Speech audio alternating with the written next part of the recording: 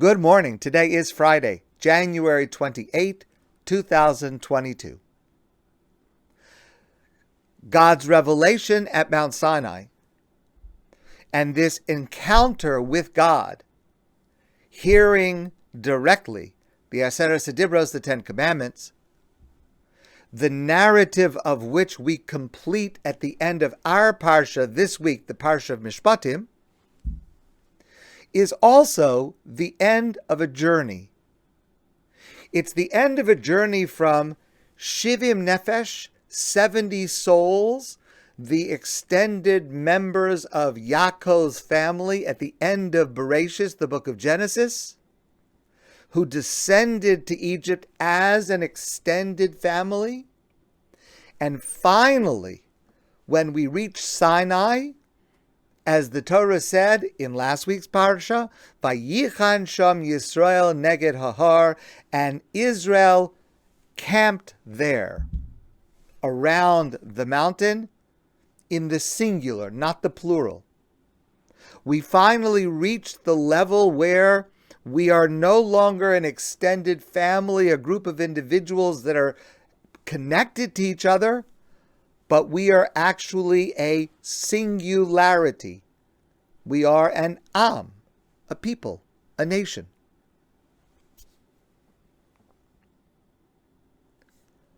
What completed that transformation?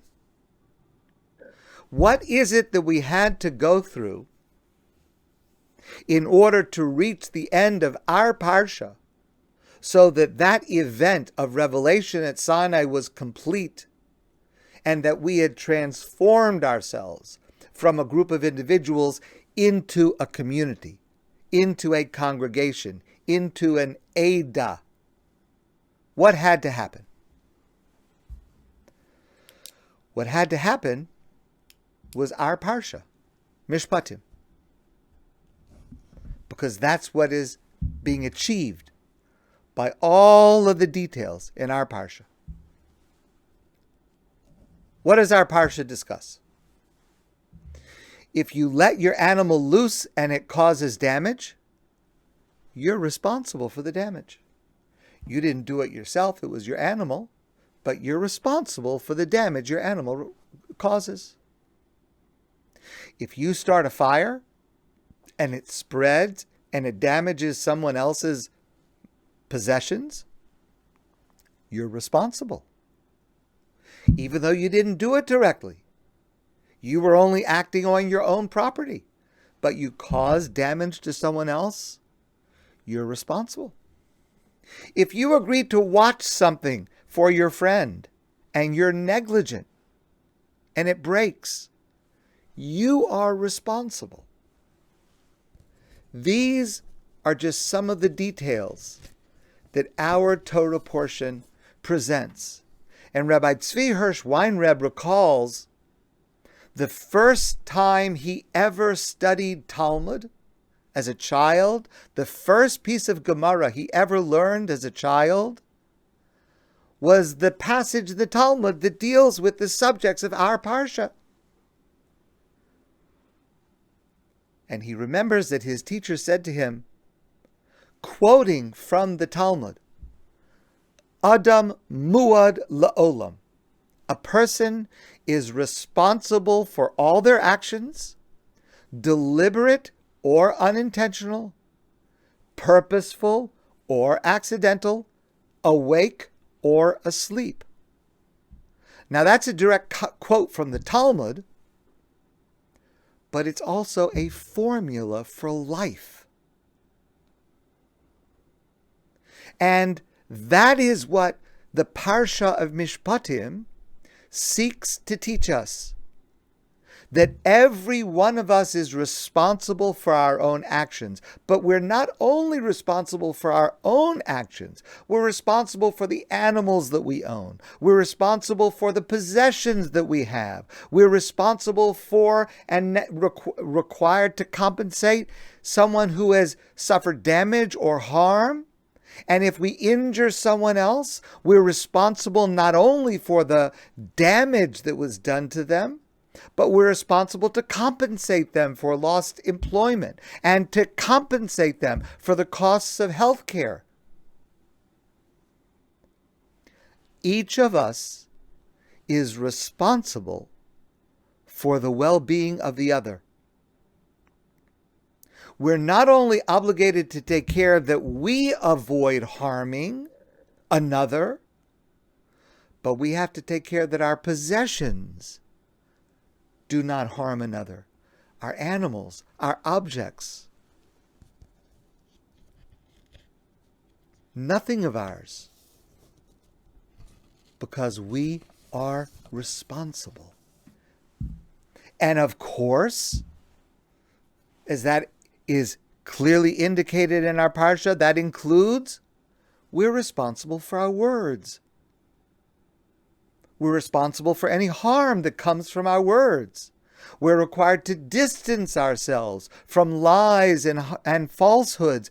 Midvar sheker tirchak. From falsehood you should stay far away. Not even coming close to something that could be misunderstood as untrue. Stay far away from falsehood, because we're responsible for the damage that's caused by our words. That's what this parsha is teaching us. And it is with this lesson that we understand our responsibility to each other. This is what creates community. This is what creates a singularity out of a plural. An am out of a family. I am required to be careful of my impact on you. And I am responsible for any negative impact I cause in any way, through my actions, through my words, because we are a community. And we are each responsible for each other, like we are each responsible to each other.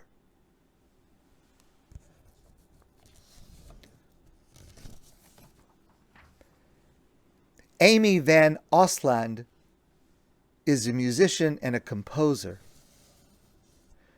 And she wrote something recently that relates to music, but it has such a powerful lesson for every single one of us. You may have seen this or experienced this or done this yourself perhaps in a band or a choir. The music requires the singers or the players to hold a single note longer than they can actually hold that note. No one is able to sustain that note, whether by singing or on an instrument, the same note for such a long time. It's impossible for any one person to do it.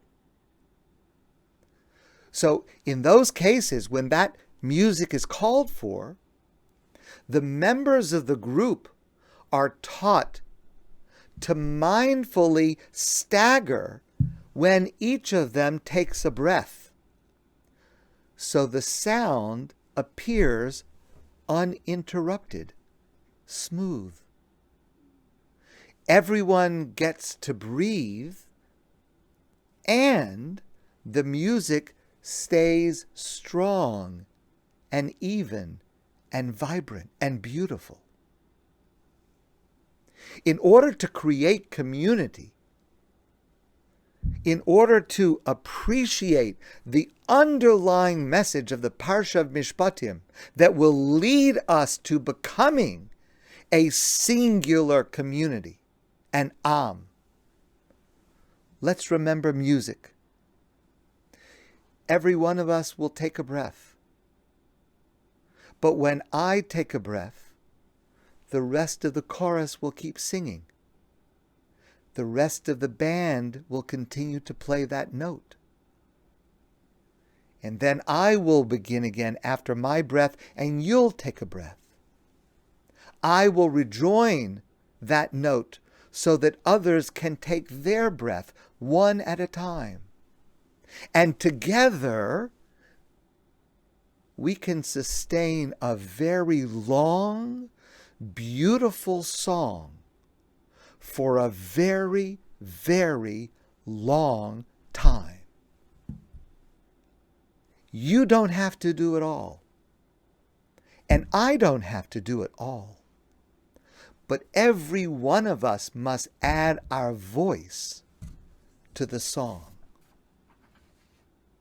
And it's in this sense that our Parsha, Mishpatim, presents the methodology through which we reach Sinai as a unified, cohesive people.